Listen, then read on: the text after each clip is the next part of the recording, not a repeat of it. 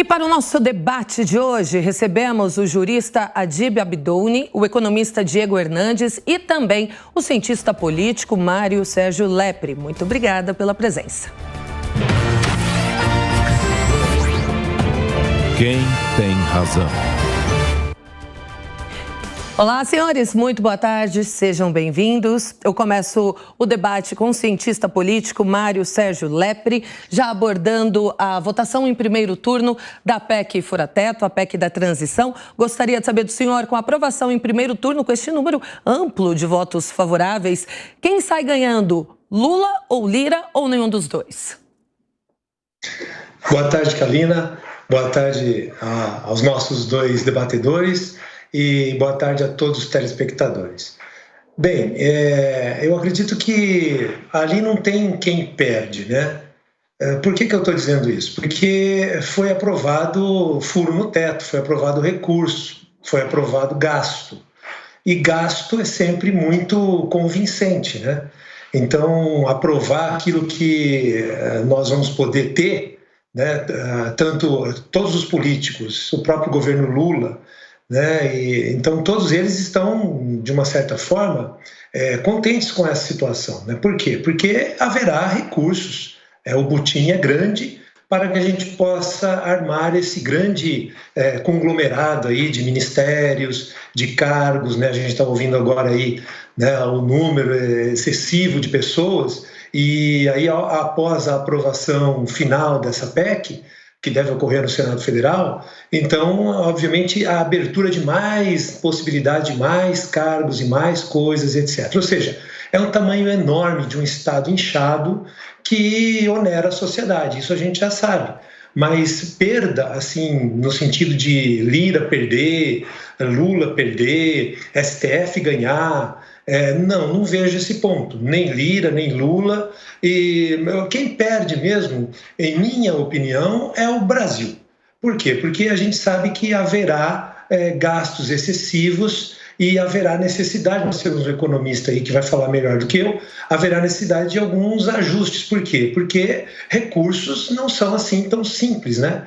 Gastos todo mundo quer. Agora, precisamos ter um ajuste fino para que a gente possa ter arrecadação, para que a gente não precise aumentar impostos, para que a gente não precise criar inflação, que é algo bastante complicado. Então, o Brasil está numa situação bastante delicada. Agora, perdas na área política eu não vejo, Kalina, eu não tenho essa expectativa, não. Eu acho que ali você tem um butim e todos ganham. Parece que a harmonia entre os poderes, que tanta gente falava, acaba a harmonia entre os poderes, parece que ela volta quando você traz recursos. Então, recursos, divisão do butim, traz novamente a harmonia entre os poderes e a tal da democracia. Bom, Diego, nosso economista convidado aqui, vamos aproveitar e falar, né, como disse o Mário, sobre os gastos. Essa PEC, ela veio com esse apelo de benefício, de auxílio, de auxiliar o povo brasileiro, por isso esse rombo, por isso esse furo grandioso no teto de gastos. Mas gostaria que o senhor explicasse, talvez a médio ou até curto prazo, como que o brasileiro vai sentir de fato no bolso esse furo no teto de gastos? Exato. Primeiro, obrigado, Kalina, obrigado pela oportunidade, pelo convite, obrigado, debatedores, boa tarde a todos. De fato, o mercado financeiro ele já começa a precificar tudo isso e, em decorrência dessa precificação, depois vem os reflexos para a economia, para a população como um todo, né? No primeiro momento, a gente enxerga um aumento do custo do dinheiro no longo prazo. Então, se você olhava a curva de juros de longo prazo, era algo em torno de 11,50, 11,60, a taxa de juros de longo prazo. Agora a gente está indo para 13,5 de taxa de juros de longo prazo. E isso acaba, basicamente, o custo do dinheiro ao longo do tempo, ele é o custo de crédito. Crédito é crer. Então, se você crer menos em alguém, você vai cobrar mais para emprestar um dinheiro. Então, o país gastando mais e não tendo um projeto de longo prazo para conseguir mostrar que não é só, né, tapar um buraco e conseguir, né, aumentar cada vez mais esse rombo, né, mais um furo no teto. Se você não tem um projeto de longo prazo para mostrar uma solvência de Estado, você tem aí uma elevação desses juros. Elevação de juros significa a economia real como um todo funcionando de forma muito mais lenta, né? O crescimento para 2023 já é um crescimento praticamente de 0%. Então, economia lenta gera menos emprego, gerando menos emprego, você tem aí, né, uma necessidade maior cada vez de ter subsídios para ter suprir essa geração menor de emprego. Eu acredito que ter um recurso, né, ter um subsídio de R$600, isso eu acho que é interessante, sim. Não estou falando aqui que é ruim, eu acho que é interessante, sobretudo em locais muito mais periféricos, né?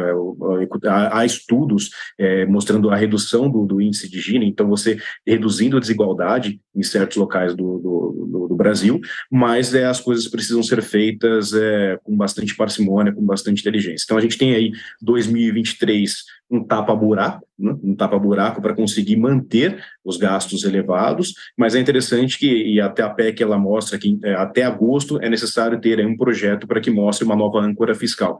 Então eu acho que é necessário aí aproveitar esse waiver para fazer a lição de casa e ter uma solução de mais médio e longo prazo. Muito bem. Agora, doutora Dib, antes mesmo da votação, da aprovação da PEC em primeiro turno, ontem pela Câmara dos Deputados, no domingo o Supremo Tribunal Federal decidiu tirar o Bolsa Família do teto de gastos.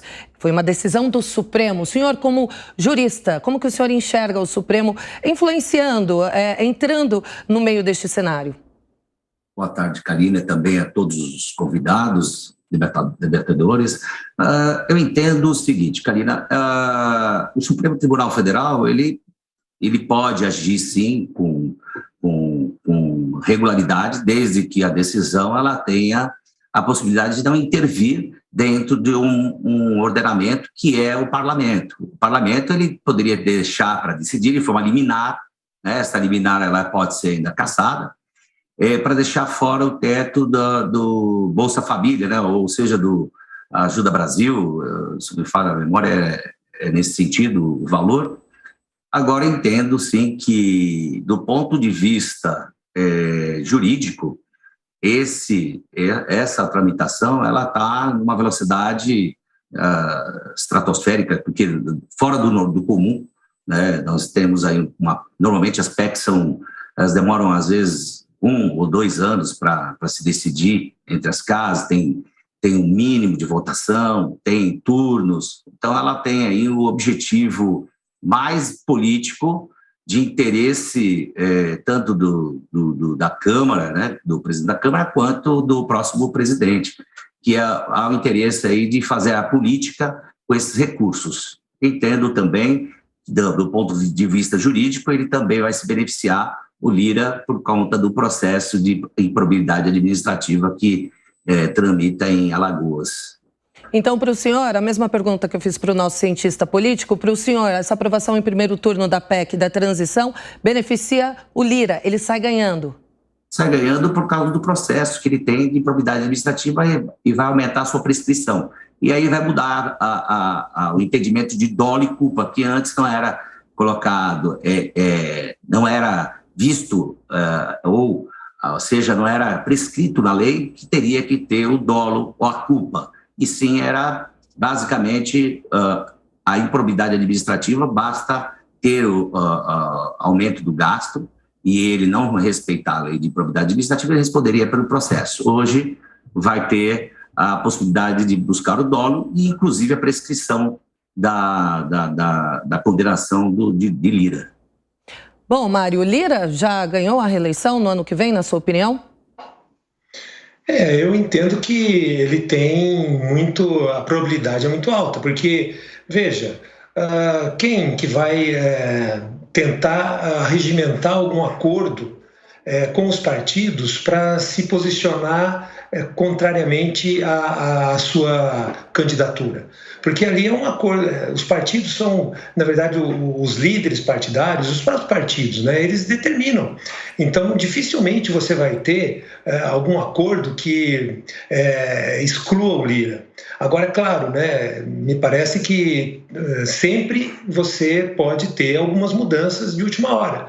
Então, me parece que houve negociações aí do Lira com o Lula, né? O PT acabou apoiando, né? Vindo apoiar. Depois parece que houve ali uma certa discussão, né? Disseram que o Lira tinha perdido porque o STF entrou na jogada e retirou as emendas de relator, e aí ele perde poder, né? Na verdade, ele negociou muito bem e ele conseguiu, sem o apoio dele, a PEC dificilmente tramitaria.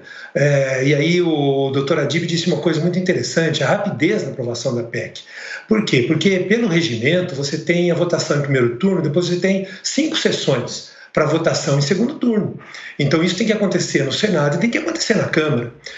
Mas veja como é interessante a discussão e o momento político. Por quê? Porque o que interessa são exatamente as viabilidades políticas. Como é que o recurso será distribuído? Quem é que vai ter acesso a esses recursos? Então ninguém está preocupado com regimento, com tramitação. Eles devem ter feito algum acordo ali para dispensar o chamado interstício, né? Que é esse prazo que tem que existir do primeiro turno para o segundo turno. Porque amanhã, dia 22, é exatamente o fim da sessão legislativa. Então, não é possível que você tenha a votação após isso. Mas a PEC será votada ainda na Câmara e ainda vai ao Senado, porque, ao contrário do projeto de lei ordinária, a PEC ela não tem casa revisora. Então, ela tem que ter um consenso nas duas casas. Então, se é alterado na Câmara, volta para o Senado. Se o Senado mudar, volta para a Câmara. Ficaria um ping-pong sem fim. Então, repare como o acordo, quando ele envolve recursos, ele é muito fácil. Então, dificilmente você tem acordos nesse nível quando envolve interesse da sociedade. Esse é o ponto. Então, quando você tem algumas propostas de emenda constitucional que realmente fazem com que você tenha uma mudança na estrutura do país, por exemplo, agora nós precisaríamos de uma reforma grandiosa no sistema tributário, nós teríamos que ter uma reforma administrativa. Isso não anda, isso não vai andar nunca. De repente, uma reforma no judiciário, porque a gente está vendo aí algumas questões que precisam ser analisadas. Mas isso demoraria 1 ano, 2 anos, como o professor Adib falou.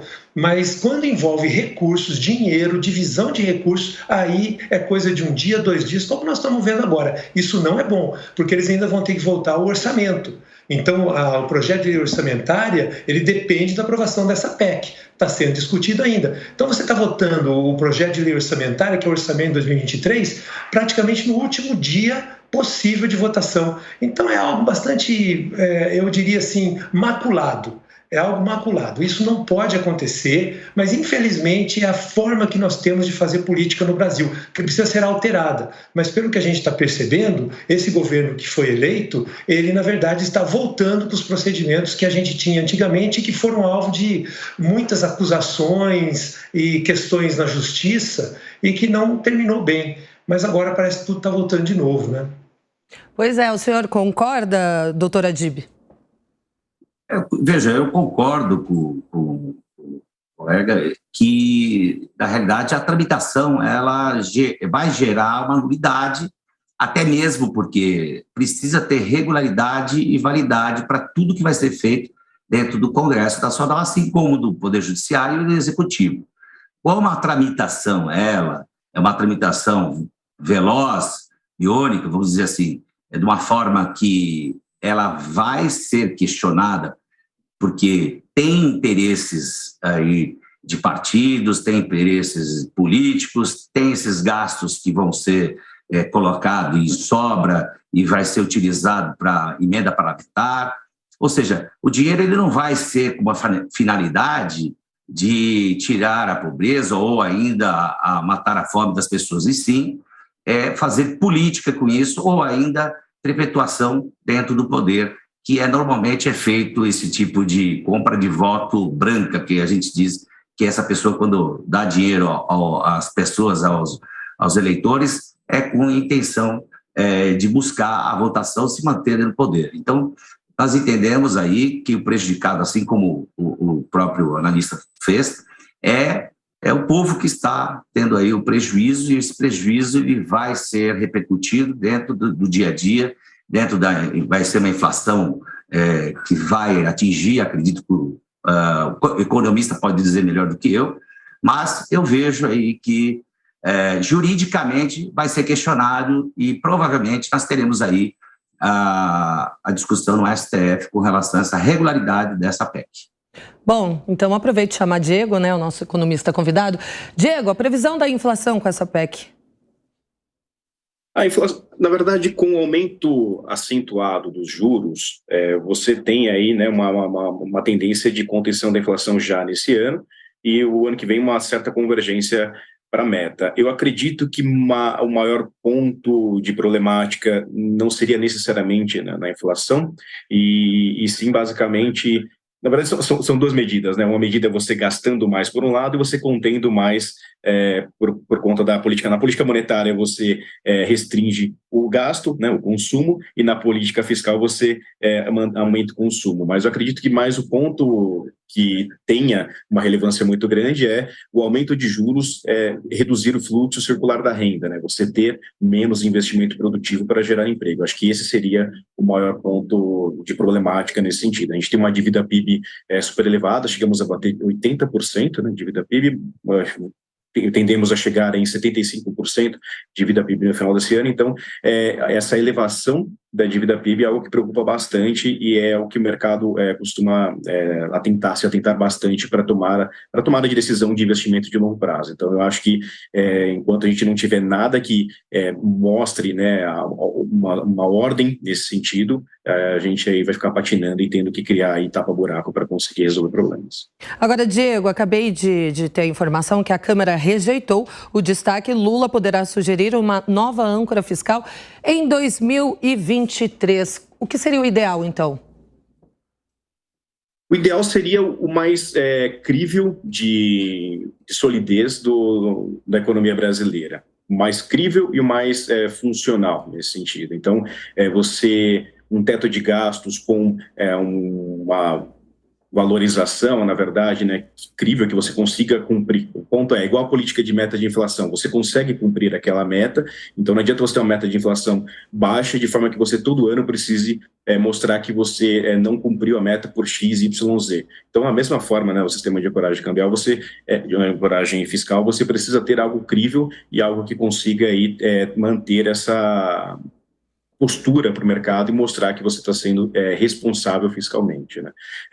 Falou-se muito sobre colocar de novo meta de superávit primário, mas ainda eu acho que assim, o mais vai agradar ao mercado, o que mais vai fazer sentido para o Brasil como um todo, é algo que restrinja mesmo o gasto público e como foi falado pelos analistas, né, algo que seja uma medida de longo prazo, no final das contas, né? Você não consegue, não aumentando o seu orçamento, que você resolve o problema, né? Você tem que reduzir o custo da máquina pública. A máquina pública, enquanto continuar inchada, enquanto a gente continuar vendo aumento de salário de forma desproporcional, né? Um ano com inflação de 5%, 6%, um aumento de 37%, 50% de salário de políticos, você não caminha de forma sustentável para lugar algum. Cientista político Mário Sérgio Lepre, vamos falar sobre o orçamento secreto, né? Esse novo texto sugere que as emendas de relator serão divididas entre emendas individuais ou impositivas e orçamento destinado a ministérios. Os parlamentares continuam, né, sendo beneficiados mesmo com a inconstitucionalidade do orçamento secreto. Sim, porque, na verdade, a negociação ela muda de balcão, né? Então, quando você tem emenda de relator, você tem os próprios parlamentares discutindo essa questão, porque você vai ter lá uma rubrica para a saúde, e aí você vai ter lá os deputados demandando junto ao relator, que vai fazer emenda e que vai destinar o recurso lá na ponta, lá para um hospital em determinada cidade, etc. e tal. Então isso fica lá dentro daquela barganha geral, dentro do Congresso Nacional. Por isso que chamavam de orçamento secreto, porque era o relator quem tinha exatamente a caneta na mão para distribuir esses recursos para os parlamentares. Agora, o que acontece é a mudança do lado do balcão, ou seja, você não tem mais ali o relator, mas você vai ter o próprio ministério, a Casa Civil do governo Lula, que vai receber o parlamentar, vai conversar com ele, vai ver o que ele precisa, né, se é na área da saúde, então quanto tem, quais os recursos, aí vai discutir e aí vai liberar recursos, né, dependendo da força do parlamentar, né, da força política e dos votos que esse parlamentar trará naquilo que interessa ao governo. Então o governo quer aprovar alguma lá, vamos por exemplo agora essa questão aí do mercadante, né? que é a mudança na lei das estatais. Então, o governo vai ter muito interesse em fazer alteração na lei das estatais. Então, para isso, ele precisa de votos. E aí, automaticamente, vai negociar com esses parlamentares o voto favorável à mudança. E, dessa forma, eles praticamente estraçalham a lei das estatais. Se tiverem interesse, vão fazer isso. Então, é um modelo que o Brasil, de uma certa forma, estava caminhando numa outra direção, mas que, infelizmente, agora ele retorna com força. É uma forma de fazer política que não é boa para a sociedade, mas é o que a gente tem e vamos ver como é que vai ser esse governo agora em 2023. Por quê? Porque com essa que a gente já tem agora, com essa aprovação de PEC e com tudo isso de ministros nomeados, a gente já percebe alguns problemas que teremos pela frente. Eu espero que o Brasil consiga sair a salvo dessa situação que, infelizmente, nós vamos ter pela frente. Ou seja, se as emendas só mudaram de lado do balcão, como o senhor disse, nada mudou quanto à transparência, o brasileiro está sendo feito de trouxa. Na verdade, a gente sabe que o orçamento é uma peça importante. Por isso que essa rapidez, né, como falou o doutor Adib aí, né, por isso que é votado, por isso que tem peso, por isso que há apoio. Por quê? Porque tudo, na verdade, são recursos. Então, mas o orçamento ele é uma peça que precisa ser de responsabilidade. Por isso nós temos lei de responsabilidade fiscal. Então, outrora era muito pior ainda, né? Porque o orçamento era peça de ficção. Agora nós temos a base de um orçamento estruturado. Só que nós temos sim essas negociatas, nós temos sim esses interesses e muitas vezes escusos que perpassam ao orçamento. Por quê? Porque você tem recurso para a saúde e você tem empresas que querem ter esse recurso, você tem políticos que vão liberar esse recurso. Então é aí que, por exemplo, a gente pode correr o risco de voltar a ter aquele ambiente de extrema corrupção que se instala no governo, exatamente porque atrás de recursos. Então esse talvez seja um ponto delicadíssimo que precisa ter lupa em cima para que a gente possa ter transparência e para que o Brasil possa caminhar tranquilamente. Então, na esfera da política, é esse o ambiente que se vislumbra. Então, nós temos sim problemas graves que a política soluciona, mas soluciona muitas vezes de forma equivocada. Por quê? Porque negociações escusas não são saudáveis para o ambiente social. E é isso que a gente quer evitar de todo jeito. Por isso que é a importância da imprensa, a importância das pessoas, a importância das redes de internet, que muitas vezes estão querendo cercear, e aí o perigo do cerceamento da liberdade de opinião, exatamente para que a gente possa ter os olhos da sociedade voltados para esses ambientes. Porque a partir de agora isso vai ter que ficar muito, muito claro para a sociedade, para onde estão caminhando os políticos. Doutora Adib, de que adiantou, eu te questiono, o Supremo Tribunal Federal tornar inconstitucional o orçamento secreto se as emendas continuam existindo? Pois o que eu vejo é que há um desmando muito grande dentro, inclusive quando se trata de recursos públicos, né? Os recursos públicos, eles deveriam ser muito mais, teriam que ter muito mais cuidado para agir, né, dentro do limite. Já foi feito, já existe uma inconstitucionalidade desse orçamento secreto e ainda continuam querendo regularizar algo que é inconstitucional.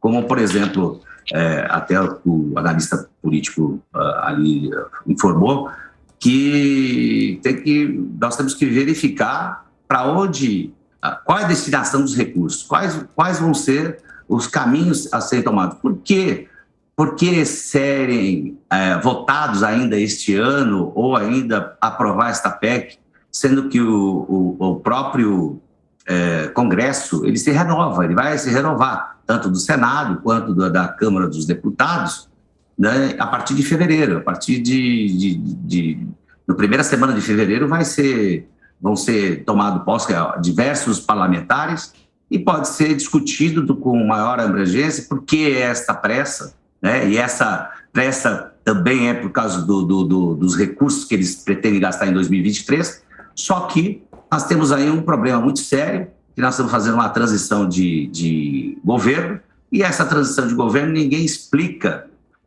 qual é o que vai acontecer com o país, com esse furo, com esse valor estratosférico que vai ser colocado à disposição para gastos que, como ele mesmo disse, já teve um histórico, né, de corrupção, porque quando se mexe com recurso público, é normal que as pessoas que estão ali envolvidas, elas utilizam de desvios, muitas das vezes, a grande maioria, vamos dizer assim, que políticos sérios hoje, nós estamos aí vendo, são muito poucos, então nós queremos aí que o Brasil cresça de uma forma sem ter esse nível de desvio público para que não atinja a sociedade. Então, esse dinheiro, eles falam com uma finalidade, mas essa finalidade ela não está clara. E por que essa pressa? E por que essa rapidez? Né? Então, eu vejo aí desnecessário todo esse processo. Se fosse uma PEC para se discutir a educação, por exemplo, essa PEC demoraria 2 anos. Demoraria tanto tempo. Se fosse para falar sobre um curso ou aumentar uma disciplina dentro de um curso, demoraria diversos anos, demoraria anos para se resolver. Então, vejo que não há o porquê e porque essa rapidez e o lógico e o objetivo está claro. Diego, para a gente finalizar aqui a nossa conversa, o nosso bate-papo, a gente está falando de um recurso no valor de quase 20 bilhões de reais. Vou aproveitar que o senhor é economista e te perguntar qual é o valor de fato desse dinheiro, como que ele poderia ser melhor empregado no Brasil diante de todos os desafios e dificuldades que a gente tem aqui? Eu acho que, primeiramente, terminar coisas inconcluídas, né? Eu acho que esse seria um dos primeiros pontos. O Brasil é uma máquina de começar atividades, começar projetos e não encerrar esses projetos. Então, quando você utiliza o recurso público de forma responsável, como foi dito, e empregando isso de forma que você consiga trazer o maior retorno para a população, e aí eu digo, né, projetos com uma cadeia enorme de produção, você consegue ter aí um retorno maior para a sociedade. Então, utilizar o recurso de forma consciente, né, entender que você não tem dinheiro infinito, a necessidade de captação, de financiamento do setor público, ela tem ficado cada vez maior e cada vez mais cara, então o dinheiro é caro também, então é necessário utilizar isso da forma mais inteligente possível, sempre visando que o recurso ele não é infinito, né, ele é necessário, e nessa PEC do Fura-Teto ela foi só um waiver, né, então nada foi resolvido ainda, então eu acho que esse é o ponto que a gente tem que focar. Bom, jurista Adib Abdouni, economista Diego Hernandes e o cientista político Mário Sérgio Lepre. Senhores, obrigada mais uma vez. Excelente tarde para vocês.